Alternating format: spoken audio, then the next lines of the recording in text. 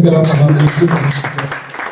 calling actually some old Thank you so much.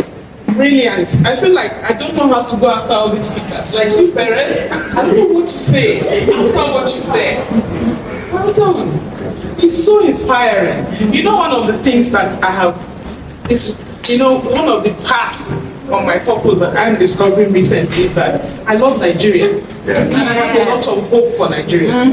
Do you know, I'm not one of those people that has all these very negative narratives about our country. It actually annoys me when I hear people say it. So what I've realized is that I go to places and God just illuminates in my brain all these positive things that's happening in our country that is really, really giving me hope for our future. So like just in this meeting today, I just sat here and just within myself, what a great nation I belong to. What kind of talents are these? Like, what amazing people! Like, what kind of young people are we having? How much more they are than my generation growing up. I have so much hope for Nigeria. You know, there's going to come a time people will be struggling to get a Nigerian passport. Yes. There will be that time. I'm telling you. There will be a time where not just African countries, but other nations of the world in the West will be dragging their Nigerian citizenship. It will happen. So, I feel like they've said everything. And this is a story session, so it's hard to really say much in 10 minutes. I'll try. But I wanted to say just a bit of nuggets from everyone said that stayed with me. You know, we talked about purpose, and I think Eniola started brilliant what she said about being the why.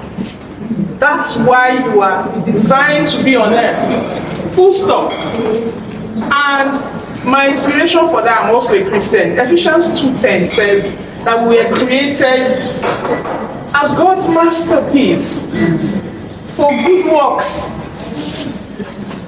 And again, the other thing she said around, don't be looking for big things. Don't be looking to be Bill Gates and Amazon, what is his name?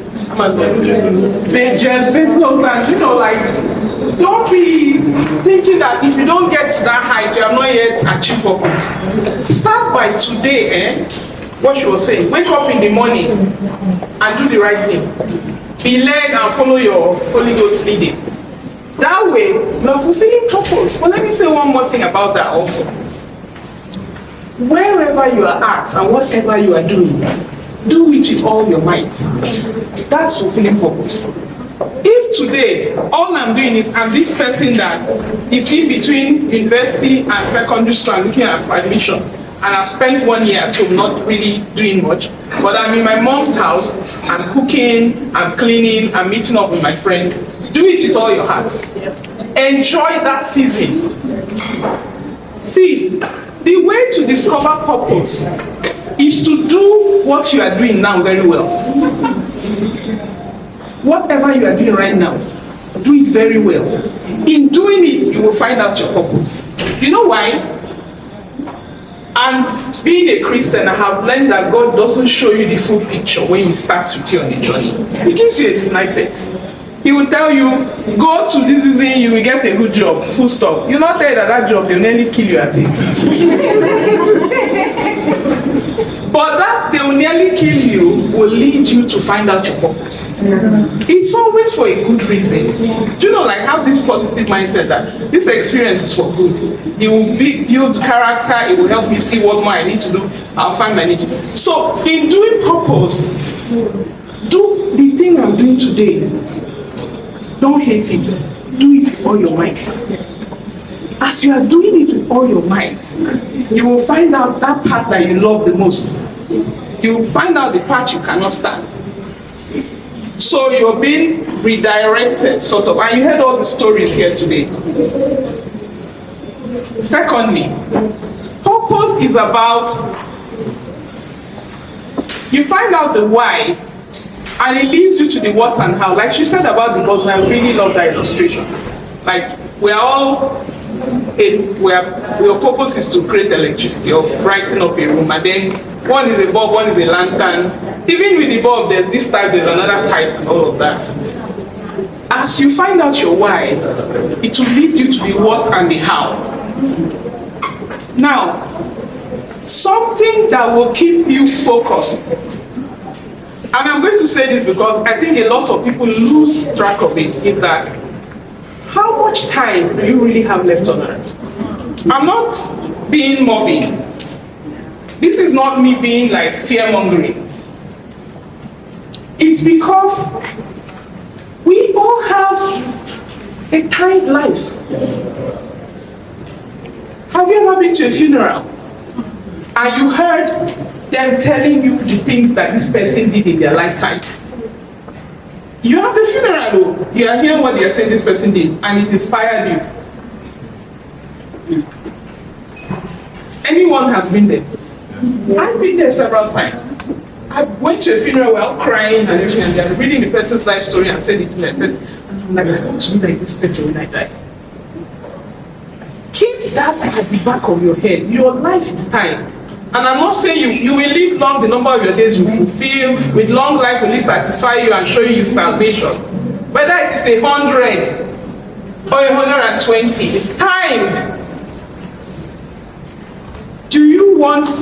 What do you want that story to be when that time ends? If you approach life with this kind of mindset of my life is time, you will be in a hurry to achieve everything. But if you don't, you keep thinking I have so much time. Maybe next week I'll start, next month I'll start, 2 years I'll start, like some of us, including me by the way, there are things that you knew you should have done 5 years ago. But you're still like in this space where I need to plan it better, find the money for it, do the strategic plan, use ChatGPT. Research, find the sponsor, or be like Nami who just got up and said, I've got to do this. So I think those few things, but just remember that as you do that, you're going to leave a legacy behind.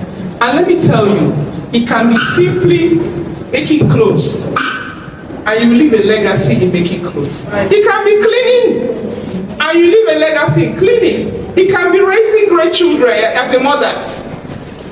And honestly, when you get to the other side, and I know all the religions believe in the reward in the afterlife, when you get to the other side, I want to be able to stand before my God and say, yes, I did all those things. And I want him to say back to me, my amazing daughter, oh my God, welcome home.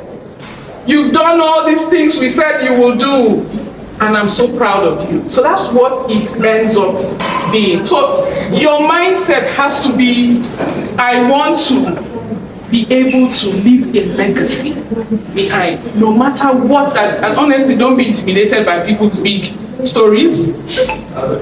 Sometimes the smaller stories even matter the most. A great mother who is full-time mom at home, raising 4 kids, who is able to raise this kid who becomes the next Jeff Bezos, is greater. Her story is greater than the actual Jeff Bezos herself.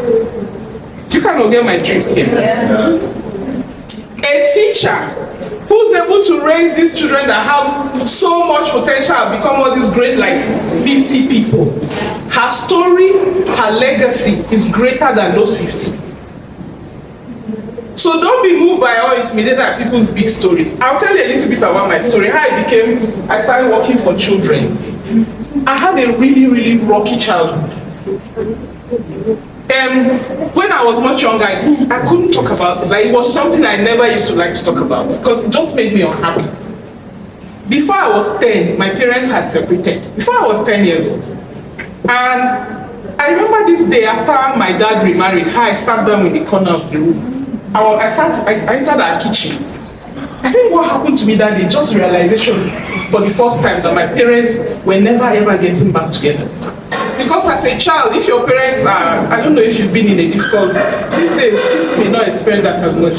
You keep hoping that they will resolve it and everything will be fine. So I remember a few times my mom would take me and my brother, we're just 2 of us, and just like leave my dad and take us to her parents. And after some time, my father and his whole brothers, everybody would come, they would do all these meetings in the corner, we would be eating food in the village. And, we'll not really understand what's going on. But then after a while, we'll come back home. then it will happen again. So I feel like we kept hoping that in the end they will find a solution.